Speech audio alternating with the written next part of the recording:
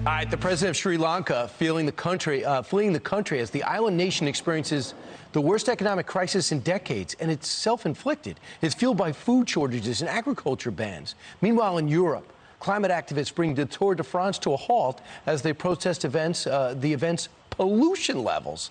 So what can we learn? By the way, they're on bikes. So what can we learn from the environmental movement and its impact across the globe? And don't forget about the Netherlands. Fox News contributor, author Douglas Murray joins us here.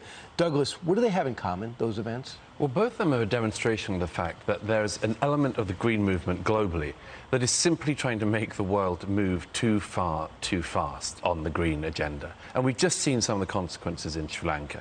The Sri Lankan government fell for a bunch of basically left-wing Western activist ideas about ESG, about environmental issues, including use of fertilizer and much more. And they went so fast on it, that basically much of Sri Lanka's agriculture is not there anymore. Its agricultural industry that used to be so much of the country's export is just not there because they went into the ESG agenda. They got higher markings in all of the international bodies even than Sweden, even than the US in this.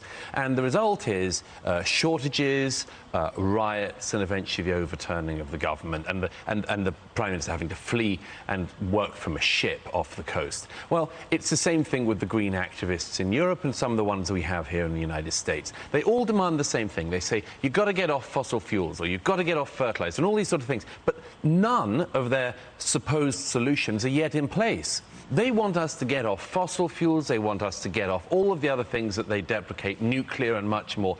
But they don't yet have the green answers that, yeah, you know, maybe we'll have down the road, but we don't now. So, you know, sorry to make the pun about the Tour de France, but they're trying to make us run before we can walk on green. And the results are the sort of things we've just seen in Sri Lanka. And they're trying to take advantage of the downturn with the pandemic that brought everybody to a halt and kept us in our houses and say, this is our moment, but it's not their moment. It's unbelievable the way these guys do this. Whatever the thing that's going on in the world, they always say, well, this is a great opportunity to advance our green agenda. I mean, go back 100 years to the Spanish flu pandemic. I wonder if anyone then said, you know, this is a terrible worldwide pandemic, but what a great opportunity this is to do something else, like a green agenda. These guys are obsessed with it. It's true that there are questions about fossil fuels, there are questions about energy independence in the future, but the idea that you use every single thing now to get us to the situation that, as you say, we're just not ready for. They don't want cows.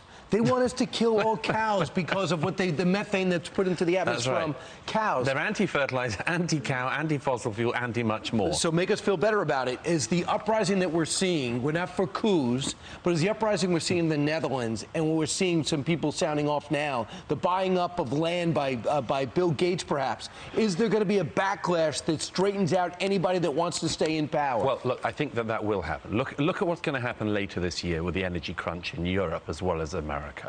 This winter is going to be tough. This winter is going to be tough. Administrations like the Biden administration here and administrations across Europe have, as I say, all fallen for this green agenda. They've been having their G7 summits and much more and focusing for years solely on this green agenda. But wait till we get the cold winter in countries like France and Spain and Germany. And you will see, among other things, the Western alliance, not least to do with Russia, starting to splinter. In fact, that's one of Vladimir Putin's expectations.